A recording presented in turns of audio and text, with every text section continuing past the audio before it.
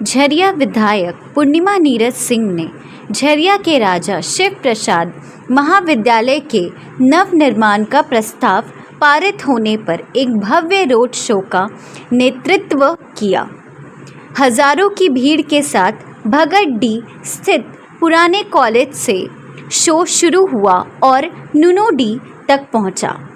सभा में उन्होंने महाविद्यालय के नवनिर्माण को झरिया के युवाओं की जीत बताते हुए एक शिक्षा का प्रमुख केंद्र बनाने की बात कही। पीछे वाले लोग चला के निकाल लीजिए कि आप सब साथ हैं। सब लोग भाई आप भी चलाइए।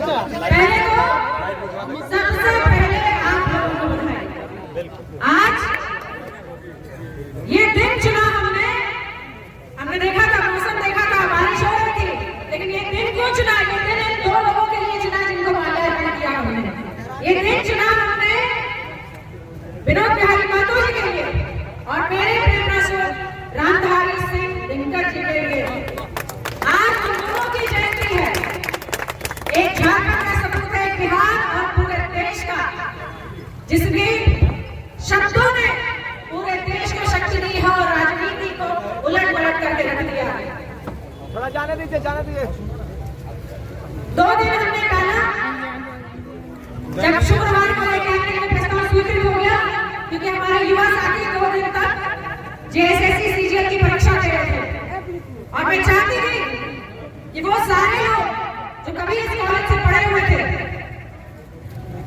जिनको इसके चले जाने के बाद कहीं दूर जंगल में जाना पड़ता था, उन सभी लोगों को मैं चाहती थी कि वो कम से कम इस कार्यक्रम को एक बार रहकर देखें जरूर, ताकि उनको विश्वास हो। आज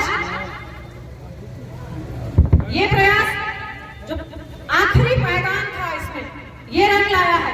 मैं आपको बताती हूँ कि 2016 में, तब मैं राजनीति में नहीं थी और मेरे पति थे, 2016 में नेट का एक एग्जाम होता है। जो लोग कॉलेज में पढ़ते हैं ना, वो जानते हैं।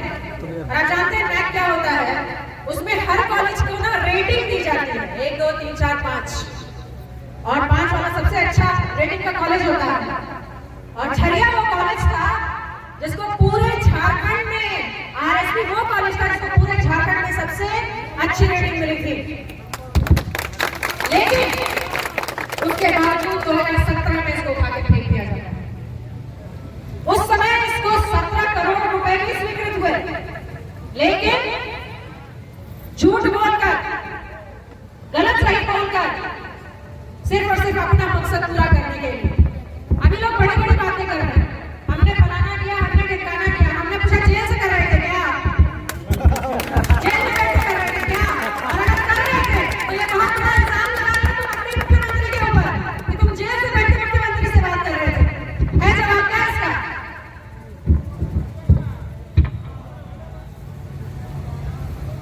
दो 2019 से ये लड़ाई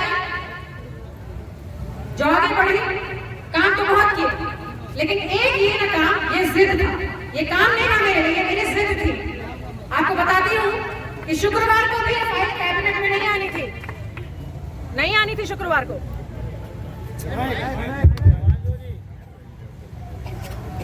ये आनी थी 26 या 27 तारीख को, जो हमारे अभी आखिरी कैबिनेट होगी उसमें। लेकिन इतना धैर्य और इतना धीरज मेरे पास नहीं था। मैंने कहा 4 साल मैंने लोगों को ये विश्वास दिलाया है, 4 साल उन बच्चियों को विश्वास दिलाया है जिनको ठोकर खाकर उस कोने में जाना पड़ता है, उस जंगल में जाना पड़ता है। अब आप मेरे विश्वास की परीक्षा मत लीजिए, मेरे धैर्य की परीक्षा मत लीजिए। और माननीय मुख्यमंत्री ने, आप कुछ भी बोल सकते हैं, लेकिन उस व्यक्ति ने, सरकार ने एक निर्णय लिया और कैबिनेट के बीच में कैबिनेट रोक कर इस फाइल को मंगवाया, आरएसपी की फाइल को, और उसको तुरंत वहीं पर स्वीकृति दी। ये बहुत कम होता है, क्योंकि ये जिद थी। मैं किस मुंह से जाती अपने युवाओं के पास, अपने साथियों के पास ये बोलने के लिए कि एकमात्र कॉलेज जो आपकी धरोहर थी, और झरिया में कई चीजें धरोहर है, उनको सिर्फ एक कॉलेज मत मानिए, धरोहर है। और हमने आज प्रयास करके, आपने अभी देखा होगा इसका गेट, और यहाँ पर लगभग 13-13.5 एकड़ भूमि स्वीकृत हुई, और उसके साथ आज आपके पास लाइब्रेरी का भवन बनकर तैयार है, नया लाइब्रेरी भवन। और पुराने भवन जो हमने बीसीसीएल से लिया उसको भी रेनोवेट कराया, पैसा लगाया, और आज एडमिशन की प्रक्रिया यहाँ हो रही है। और आने वाले समय में आपके पढ़ाई, मैंने कहा ना 2016 में इन लोगों की सोच इतनी छोटी थी कि इतने बड़े कॉलेज के लिए सिर्फ 17 करोड़ की राशि स्वीकृत करा पाए। आज हमने सोच को भी बड़ा किया, अपने विचार को भी बड़ा किया, शिक्षा के महत्व को समझते हुए आज हमने 70 करोड़ रुपए स्वीकृत कराए हैं। 17 में 70 में मत समझिए, कोई आपको लॉलीपॉप पकड़ा रहा था, हमने पूरी थाल सजा के दे दी है।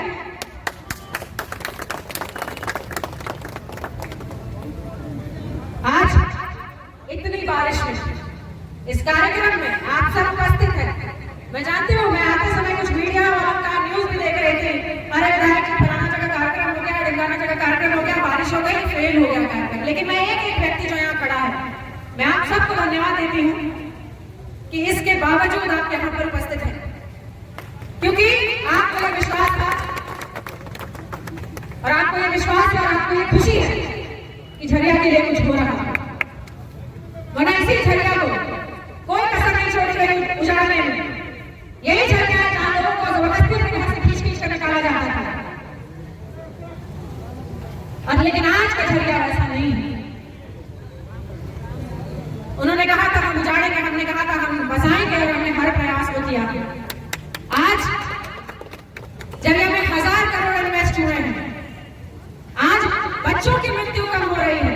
इनकी सोच तो इतनी छोटी थी कि सड़क पर स्पीड ब्रेकर नहीं बना सकते थे, बच्चे गाड़ी चला के जाते थे, एक्सीडेंट होता था, बड़े बड़े हाईवे में कब जाते थे, क्योंकि उस हाईवे में इनका चढ़ाया हुआ चोरी का कोयला जाता था। इसलिए चोरी कैसे करेंगे?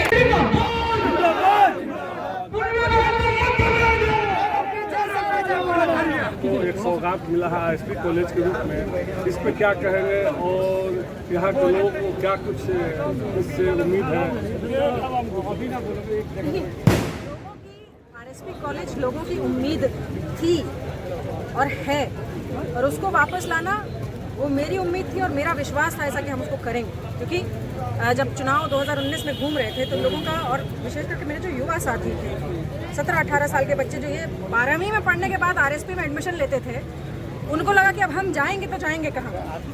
और ये उम्मीद थी मुझे कि जिस कॉलेज में 8000 बच्चे पढ़ते थे, हम इसको उजाड़ कर एक जंगल में भेज दिया। आपने बातें करते हैं भाई कि हम ले आएंगे, हम करेंगे। हमने कहा जब उजाड़ा तो पहले बसाने का क्यों नहीं सोचा?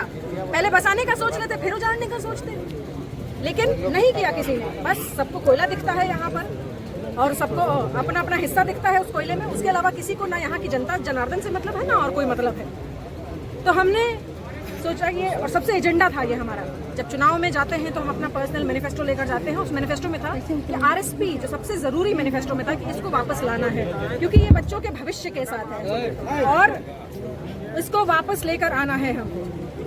और उसी के तहत लगातार विगत 4 वर्षों से प्रयास किया। ज़मीन सिक्योर कराने के बाद जो पुरानी बिल्डिंग, जो क्योंकि आपको पता है बीसीसीएल की ज़मीन हमको मिली है, तो बीसीसीएल की जो ज़मीन मिली उसमें जो उनकी पुरानी उनका इंफ्रास्ट्रक्चर था उसका हम कैसे इस्तेमाल करें, उसका हमने रेनोवेशन कराया। साथ में रूसा मतलब राष्ट्रीय उच्चतर शिक्षा अभियान का जो पैसा जो पड़ा हुआ था, आपको विश्वास नहीं होगा कि ये पैसा आरएसपी का वहाँ पर पिछले 10 वर्षों से पड़ा हुआ था और कोई इसकी सुध लेने वाला नहीं था। मुझे लगता है शायद जानकारी ही नहीं थी। रूसा का पैसा हम लेकर आए 1.5 करोड़ रुपए, उससे हमने लाइब्रेरी भवन का निर्माण यहाँ करवाया, नया लाइब्रेरी भवन। उसके बाद जो डिमांड थी, क्योंकि बीएड इस कॉलेज में चलता है, साथ में आपको ग्रेजुएट के साथ पोस्ट ग्रेजुएशन के भी चलते हैं, तो ये एक डिमांड थी कि कॉलेज का मुख्य भवन जो है वो कब बनेगा। और लगातार पहले एक बार डीपीआर फाइनल होता है, फिर डीपीआर जो है कैंसिल हो जाता है क्योंकि इसमें कुछ त्रुटियाँ थी। फिर हमने जो है डीपीआर सही करवाने के बाद वापस से जो हमारा हायर टेक्निकल एजुकेशन डिपार्टमेंट है, मुख्यमंत्री हैं, मंत्री हैं, इन लोगों से बात करके और फाइनली जो है पहली डीपीआर जो बनी थी वो लगभग 60 करोड़ रुपए की थी। त्रुटि होने के बावजूद वो डीपीआर को बड़ा किया जाता है और 7 करोड़ रुपए और बढ़ाए जाते हैं और 67 करोड़ 85,12,04,000 रुपए की ये जो राशि है ये दी जाती है इसको बनाने के लिए, क्योंकि मुझे ये बताना पड़ा कि आप समझिए इसको, यहाँ बच्चे इतने पढ़ते थे और आज कॉलेज ना होने की वजह से स्ट्रेंथ हाफ हो गया है और आप जहाँ बनाने जा रहे हैं वो एजुकेशन हब होने वाला है। मैं आपको बताती हूँ कि आने वाले समय में ये state of the art dedicated commerce और बीएड के लिए कॉलेज होगा और यहाँ पर सिर्फ ग्रेजुएशन के कोर्सेज नहीं होंगे, पोस्ट ग्रेजुएशन के साथ साथ यहाँ पर एमबीए भी होगा। और ये प्रयास हमने किया और फाइनली जो है कैबिनेट के प्रयास से, हमारे मुख्यमंत्री के प्रयास से हमें जो है इसमें सफलता मिली और ये स्वीकृत हुआ और लोग खुश हैं इस बात से, तो लोगों को समर्पित है।